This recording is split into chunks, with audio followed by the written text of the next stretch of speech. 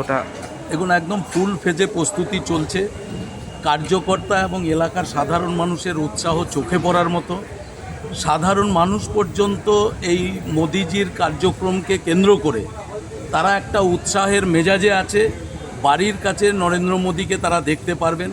সবচেয়ে লক্ষণীয় বিষয় হচ্ছে বিরোধী রাজনৈতিক দলের সমর্থক এবং কার্যকর্তা, যারা তৃণমূল করে, যারা বামপন্থী সমর্থক, তারা পর্যন্ত উৎসাহিত যে কালকের এই নরেন্দ্র মোদীর জনসভায় তাদের যোগদানও একটা উল্লেখযোগ্য থাকবে বলে আমরা অনুমান করছি। আচ্ছা, কত মানুষের সমাগম হবে? এবং লক্ষ লক্ষ মানুষের সমাগম। এলাকায় একটা উৎসবের মেজাজ তৈরি হয়েছে। গ্রামীণ ক্ষেত্রে সামাজিক উৎসবের যে রূপ থাকে, এই নরেন্দ্র মোদীর কার্যক্রমকে কেন্দ্র করে এলাকায় একটি সামাজিক উৎসবের আকার নিয়েছে।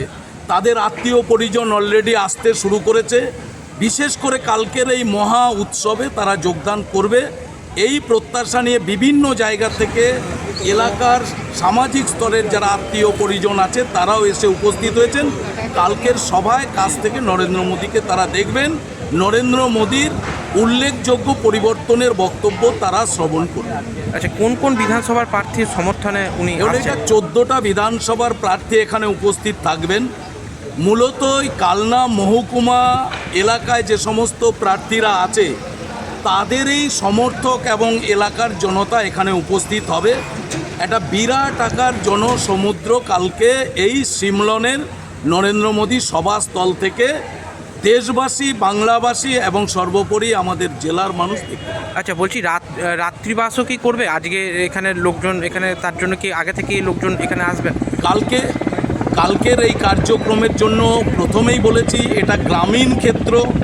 এখানে মানুষের মধ্যে একটা উৎসাহের মেজাজ তৈরি হয়েছে।